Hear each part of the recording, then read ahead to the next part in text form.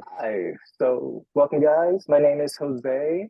I'm joined with Stephanie and Erica. Uh, we touched the importance of being earnest by Oscar Wilde, and definitely endorsed this book. It was super, above anything, it was super entertaining actually to read, and it does show a lot about Victorian society and what they value and how things were important. And just a quick summary of the book. Uh, it stars Jack Worthington and Algernon Moncrief. And these two gentlemen are high-standing moral men of Victorian society. They're highly elevated in society, but both wanted to pursue an alternate identity. The alternate identity being that of Ernest. And while in the middle of those identities, they end up falling in love with two women, Gwendolyn and Cicely. They then pursue those women under the identity of Ernest, and those women end up falling in love with the identity of Ernest, how they perceive him as Ernest. The irony being both of them fall in love with him for his name. They think his name is one of his most charming features. Ernest to be a synonym of honest, moral, and truth. The irony is that they're both lying. Neither of their names are Ernest, and hijinks will ensue. It's a very Victorian rom-commy. That's probably a good way to summarize the book onto itself. That these women are in love with the idea of the men Jack and Algernon painted, whereas they don't know anything about the real men behind them. This all culminates with the truth coming out and then revealing that Ernest wasn't true and didn't exist, only for the women to be upset at first, but then come back to the idea of them falling in love with those men. And the irony is that they were actually related, and one of their names actually was Ernest by birth. So it's a very entertaining read. You guys will definitely enjoy it. Really recommend it. And a lot of themes in there as well. That's just the briefest of summaries. Erica, Stephanie, you guys have anything else on that?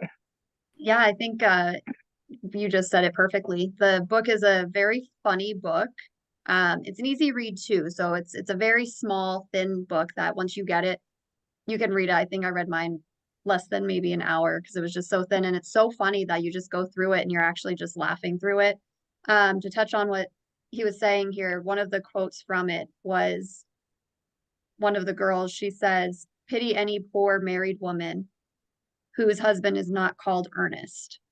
And this is back when they're thinking that um, both of the men that they have fallen in love with is named Ernest, and come to find out that neither one of them are actually going by the name Ernest. They're either Jack or Algernon.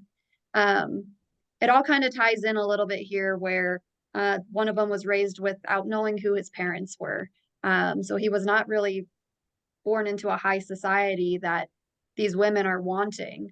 Um, so he didn't know who his parents were. He was left in a bag and brought somewhere else, and come to find out towards the end of the book, um, Lady Bracknell, she actually knows exactly where this purse came from that the baby was in. And I believe that one was Jack.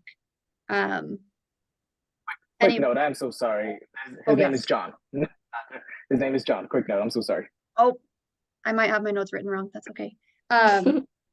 Anyway, sorry, thank you. But it just all comes together at the end of the book. It's so funny how these girls fall in love with these men who they think that they know, but they don't know. And it really is just a funny, like, satires on Victorian lifestyle back then. Stephanie, you brought up Lady Bracknell, and Mhm. the funny thing is to know that her relationship, I believe she is Gwendolyn's mother, right? Yes. Yes. Gwendolyn's mother.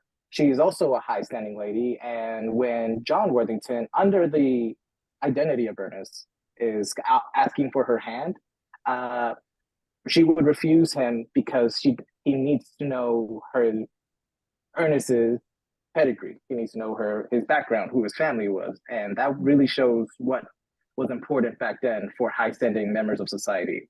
That, okay, who are you? Who are you? Who are your parents? Who are the family who I'm going to give my daughter into? This is the things that were her priority. Yeah, it's funny he didn't know who Later, his parents were. yeah. and he didn't. He was an orphan. He didn't know. Yeah. Right.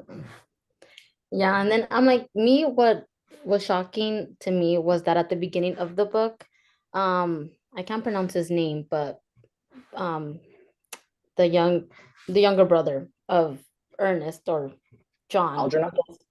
Yeah, like at the beginning it seemed like he wasn't a fan of marriage. He did say that marriage was not something ideal for him, and then to turn out towards the end of the book that he does and fall in love with Cicely, which is unexpected. So it's just like it's like a turn, like a dramatic turn that was unexpected to see, like him fall in love with Cicely, and then very fast too, because he just met her that day and he's like, oh, I'm in love with you, and proposes to her that same day. And it's like, and she thought it was actually Ernest, which is like the crazy part, because she's never seen him, so it's like the first time she's ever seen Ernest. Love But before first sight. yeah, John would tell stories of he's having fun. He's making fun of this imaginary person, his imaginary brother, Ernest, and right, says, "Oh, Ernest did all this and this," but Cicely, who I think was his ward, his servant, but In the wars, Cicely, yeah. yeah, Cicely ended up like falling in love with the person he was painting, the identity he was describing, who was completely imaginary. She ended up actually developing feelings for, which also shows in that time of like people can fall in love with the idea of somebody. That's Yeah. also a big theme in the book as well. I think it's interesting, like nowadays people are all into like manifesting things for themselves, right? You can go on TikTok or anything like that, and it's always just like, if you do this and you manifest this, or I'm going to manifest this into my life. Well, in a way, with the diary, she was kind of doing that too. She was manifesting this engagement to a man named Ernest, and she's like, oh, well, we already are engaged. It's in my diary on this day. However, right. many months Yeah, ago, you he doesn't. already proposed to me. It's just all of that was so strange, and that's how you can kind of relate it to like now times where people are manifesting that kind of stuff. So I thought that was also a little interesting. It's cool that a play that takes place in the ending of the 18th century, like it actually could still be relatable today, like in modern times. Like it's the idea of presenting yourself, fantasizing, and like infatuating, like how you want your life to be or who you want to be with. That's still very relatable today. Absolutely. That's true. But I completely agree. I definitely endorse this book. I think this was a good one to read. I'm really glad that I put my name down on this list to read this one, and do this presentation with you guys. I think everybody should read this one. I think this was for sure a good, funny, Oh no, satire. you'll be entertained. You'll genuinely be entertained. Like I actually enjoyed reading it. Yeah, and it even caught me watching off the clip. guard because it was an actual play. Like the way it was reading, it was a play, and I wasn't expecting it to be like to be read as a play. So it like, and then I feel like it put them more into character as well as in my head, to see them, like I can actually imagine like a stage and a whole, like a play going on in my head, like the way they entered and the exit, and like the people coming in, and it's like, like it was very interesting, and it did catch my attention. I was not expecting the book to be that interesting when I read the name of the book. Yeah, Absolutely. same. I completely agree. Mhm. All right. Well, I think this is pretty good. I think we all agree that everybody should read this because this was a good one. Yes. Yes, it really was. Perfect. All right. Well, I think that's all we got for today. So thank you guys for joining and listening to our presentation. Thank you guys. Thank you. Thank you. And then